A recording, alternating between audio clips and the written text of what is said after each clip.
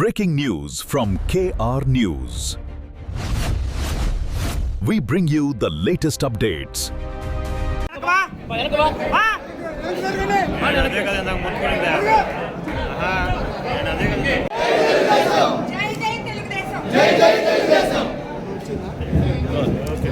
కొడవలూరు మండలంలో 90% మ్యాపింగ్ అయిపోయి ఉండాలి.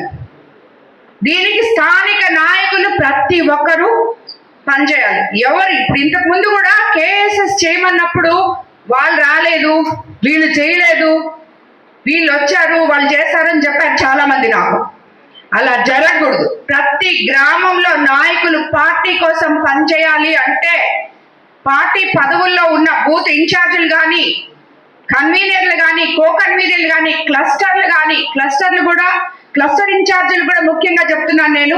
మీరు ఎక్కడుంటే అక్కడ మాత్రమే మీ పని అయిపోయిందని అనుకోబాకండి. ప్రతి బూత్ కూడా మీ కిందకు వస్తుంది. మీరు వెళ్ళి చెక్ చేసుకోవాలని చెప్పి నేను క్లస్టర్ ఇన్ఛార్జీలను కూడా ఇక్కడ కోరుతున్నాను. క్లస్టర్ ఇన్ఛార్జీలు దాన్ని అమిత జాగ్రత్తగా పరిశీలించాలని చెప్పి నేను మిమ్మల్ని అందరినీ కూడా కోరుకుంటున్నాను. సో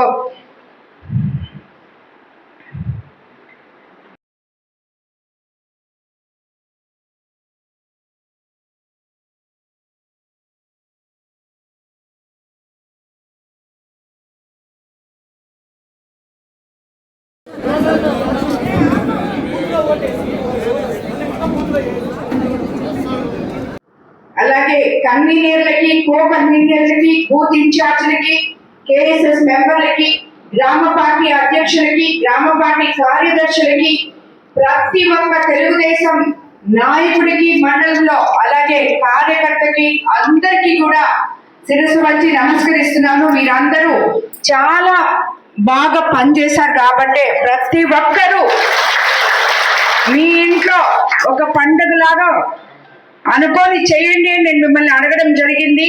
దానికి అందరూ కూడా అదే మాదిరిగా కష్టపడి పనిచేశారు, సక్సెస్ చేశారు.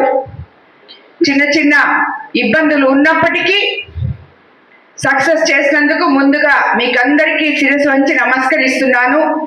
మీరందరూ నాతో కలిసి ఇలా ఉన్నారు కాబట్టే మనం అంత సక్సెస్ఫుల్గా చేసి మన కోవూరు కాన్స్టిట్యున్సీని రాష్ట్రంలోనే మొట్టమొదట నిలబెట్టుకోగలిగాం. దానికి మీరందరూ అందించిన సహకారం మరువలేనిది అని చెప్పి మీకు అందరికి నేను తెలియజేసుకుంటాను. అలాగే మనం అధికారంలోకి వచ్చి 24 నెలలైంది అంటే ఈ రోజు మన రిజల్ట్స్ వచ్చిన రోజు మీకు అందరికీ గుర్తుండుంటే కరెక్ట్ గా 2 సంవత్సరాల క్రితం ఈ జూన్ 4వ తేదీ ఈ పాటికే మనం గెలిచాము, మన ప్రభుత్వం అధికారంలోకి రాబోతుంది అని చెప్పి అందరికీ తెలిసిన ఒక మర్చిపోలేని రోజు చరిత్రలో. ఎందుకంటే ఎప్పుడూ లేని విధంగా 90% స్ట్రైక్ రేట్ తో అందరినీ, ప్రతి ఒక్క అభ్యర్థిని రాష్ట్రంలో ప్రజలు గెలిపించిన రోజు ఇది. కార్యకర్తలు ఏ రోజుకి తెలుగుదేశం పార్టీ ఉన్నంత వరకు మర్చిపోలేని విజయంగా నిలిచిపోతుందని కూడా మీకు అందరికీ నేను తెలియజేసుకుంటున్నాను. అదేవిధంగా ఈ మహానాడుని మనకు ముఖ్యమంత్రి చంద్రబాబు నాయుడు గారు, అలాగే యువ నాయకులు నారా లోకేష్ బాబు గారు స్త్రీ శక్తి మహానాడుగా దీన్ని జరపడం జరిగింది. మహిళలకు అందరికన్నా ముందుగా ప్రపంచంలో దేశంలో ఎక్కడా లేని విధంగా మనకి సెంట్రల్ గవర్నమెంట్ ఇచ్చినా ఇవ్వకపోయినా మన తెలుగుదేశం పార్టీలో మహిళలకి 33% రిజర్వేషన్ అనేది ఇస్తాము అని చెప్పి మన యువ నాయకులు, మన ముఖ్యమంత్రి చంద్రబాబు నాయుడు గారు చెప్పిన రోజు ఇది. అలాగే మీకు అందరికీ తెలుసు, మనం అధికారంలోకి వచ్చిన తర్వాత ఒకవైపు సంక్షేమము, మరోవైపు అభివృద్ధి 2 సమపాలనలో చేసుకుంటూ 24 నెలలు మనం ముందుకొచ్చాం. మీరందరికీ తెలుసు, గత 5 సంవత్సరాల్లో గత ప్రభుత్వం చేసిన నిర్వాకాలన్నీ తెలుసు మీకు. ఈరోజు మనం అధికారంలోకి వచ్చినాక ఒక్క రోజులోనే 3000 పెన్షన్ని 4000 చేశాం. అదే 1000 రూపాయలు పెంచడానికి 5 సంవత్సరాలు తీసుకున్న ప్రభుత్వం గత ప్రభుత్వం. అది మర్చిపోయి మనం సంక్షేమ పథకాలు సరిగా చేయటం లేదు అని మాట్లాడుతున్నారు. ఒకే ఒక్క రోజుతో ఒకే ఒక్కసారితో మనం ఇచ్చిన మేనిఫెస్టో ప్రకారం 3,000 నుంచి 4,000కి చేసాం మనం. వాళ్ళు 1,000 రూపాయలు పెంచడానికి 2,000 నుంచి 3,000 చేయడానికి 5 సంవత్సరాలు తీసుకున్న ప్రభుత్వం గత ప్రభుత్వం అని చెప్పి గత ప్రభుత్వ నాయకులందరూ మర్చిపోతున్నారు.